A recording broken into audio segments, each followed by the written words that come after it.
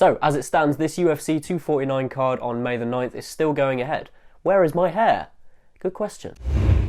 I had a quarantine trim. I jumped on the bandwagon and I went for the skinhead. I went for the baldy. I went for the military trim. I actually put it on my Instagram. You can call me Captain Quarantine, Lieutenant Lockdown, Sergeant Stay at Home. My dad put Private Protect the NHS as well. I thought that was probably the best one.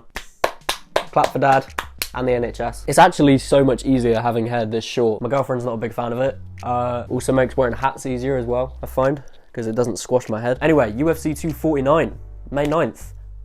Florida, I think. Headlined by Ferguson versus Gaethje for the interim lightweight title. Henry Cejudo against Dominic Cruz for the bantamweight title. And there's tons of big names on there. I think Michelle Waterson's fighting on there. Francis Ngannou's fighting Rosenstrike. We got Jeremy Stevens against Calvin Kattar. Donald Cerrone against Showtime Pettis. That's mad. Bryce Mitchell against Charles Rosa. Nico Price versus Vicente Luque. Mate, what's going on? Like, there's this is actually happening. I suppose the rules in America must be a lot more relaxed than over here in the UK. Like, if we try to make an event like that over in the UK now for whatever it is, 2 weeks time, there's just no way we would be able to do that. So the situation must be a lot different over in America. But hey, let's say this is going ahead. Let's talk these fights. Ferguson versus Gaethje. I mean, that's a dream matchup. That really is a dream lightweight world title fight. I think personally Ferguson will get it, because he is so unpredictable, so unorthodox. He's got so many different weapons. He's so well-rounded. He's long, he's rangy, he uses his punches and his legs well. He uses the elbows, sparks flying, baby. The guy can do it all, and he just breaks people with his cardio and his pressure. We've seen pictures of fighters who have fought Tony Ferguson, like before and after, and it's just mad. The difference is unbelievable. But Gaethje's on a different level. I mean, in terms of his recent fights, he's gone from being that brawler, head down, famous for being like the Homer Simpson of MMA, taking huge amounts of damage to the head and finally being able to break his opponents down in ways that we have never seen before in MMA, ways that seem unhuman.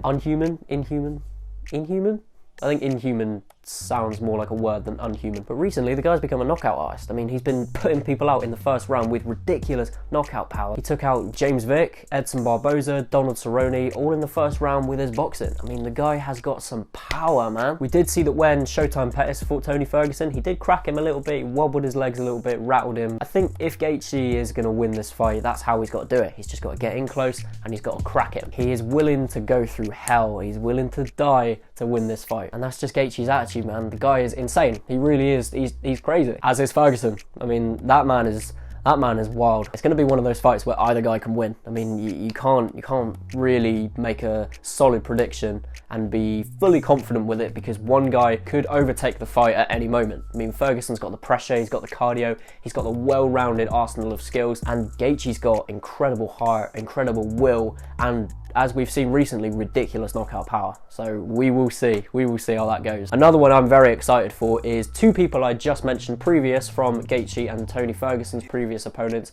Cowboy Cerrone and Anthony Pettis, taking on each other for the second time. A lot of you OGs will remember Pettis and Cowboy fought each other in 2012, I want to say, 12, 13, I want to check. 2013, January 26th, 2013. And that fight ended in a vicious body kick finish from Anthony Pettis. I mean, he caught him clean with that southpaw stance, roundhouse kick right to the liver, and it was just, oh, it was nasty. You don't really see many people fold in genuine pain in professional MMA from a body shot. Like, it's actually quite rare. I mean, we know body shots hurt, but man, that one in particular is one of the most gruesome body shot finishes I've ever seen in MMA. I mean, Pettis just whipped that through, used the hip, and bang, Cowboy Cerrone dropped instantly. And he used follow-up punches, but he didn't need to. I mean, when you take a genuine hard liver shot, if any of you out there have taken one before, it's the worst pain in the world. It really is. And I'm very interested to see how this rematch goes down. I mean, Cowboy,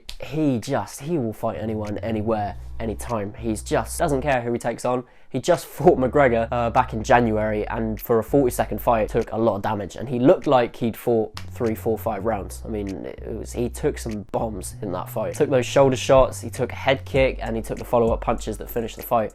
And I believe his nose was broken. I want to say his nose was broken from the shoulder strikes. I think it was. But yeah, he is a top man, Cowboy Cerrone. He really is. And obviously, Anthony Pettis is one of the most exciting fighters, in my opinion, in MMA history. I mean, he brings out highlight reel after highlight reel. You've got the obvious Showtime kick. He had the head kick knockout against Lozon, the body kick finish against Cerrone, which we talked about just now. The off the cage, not off the cage, Superman punch KO against Stephen Wonderboy Thompson. That was also ridiculous. I mean, the guy just has moments that come out of nowhere. And he had that very, very close 2-round fight against Tony Ferguson that was very competitive for the first round and a bit, and then Tony just took over and managed to break Pettis down. He had an amazing fight with Nate Diaz as well. I mean, that fight was also very, very close until Diaz started to take over and really establish his game. But Pettis has been in there with some of the best fighters in the world, and he can hang with the best fighters in the world. He's never really been properly stopped badly by top level competition, from what I can remember. I may be wrong there, but this is really just off the top of my head. In terms of like right now in MMA, this is a dream matchup. If this whole event does go ahead, and I ain't saying it will, because in my last video I was talking about how there's just no way it's going to go ahead. Roll the clip. It's a beautiful fantasy dream of MMA fights slapped onto a screen on my phone, and I just know it's not going to happen. Hey, if I'm wrong and these fights are actually going ahead, that is amazing. Uncle Dana, you have done it again. Maybe. Possibly. You think you are going to do it again. That's the thing, that when Dana puts his mind to something, he genuinely, usually, always does it.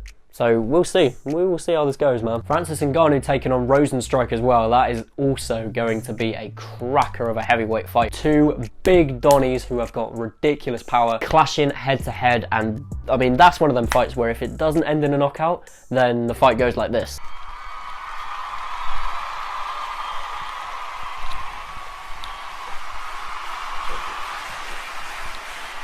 And that's actually the narrative of Francis Ngannou's most infamous fight, the one against Derek Lewis, where they were both so tentative and so aware and intimidated by each other's power that they threw 20 strikes in one fight, a 3-round fight, and it was so hyped up. I remember it. It was so hyped up, and I was so excited for it, and then it just, oh my god, it was the most disappointing fight I've ever seen. That Francis Ngannou is completely gone, as far as I'm aware, and fingers crossed he stays like that, and Rosenstrike and him go head to head and give us a cracker of a heavyweight fight. It really looks like it would be like that on paper. Oh, I'm itching to fight. I really am.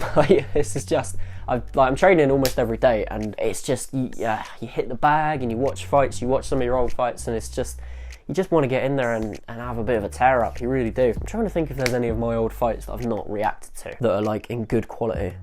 I don't know if there are. I think reaction videos may be a good shout. I may react to like funny moments in MMA. That's actually quite a good idea, you know. If you want to see something like that, chuck it down in the comments and let me know. If this UFC 249 card does go ahead, that would just be mad. If all the staff are kept safe, all the fighters are kept safe, and the commentators and everyone is just kept safe, then bring it on. Let's have it. It's a bit weird talking about fights, to be honest. It just seems like this other thing that almost doesn't exist anymore. That sounds really weird and a bit deep, but that's how fights feel to me at the moment. It is weird. I hope you did enjoy this video. If you did, please give it a thumbs up. Please subscribe down below. Please comment, give me suggestions, things you want to see, things you like, things you don't like. Talking to a camera alone in my bedroom is still a little bit weird, but with a little bit more practice and more of this, I can imagine becoming more comfortable and just better at it. Thank you for watching, and I'll see you on the next video. Bye bye.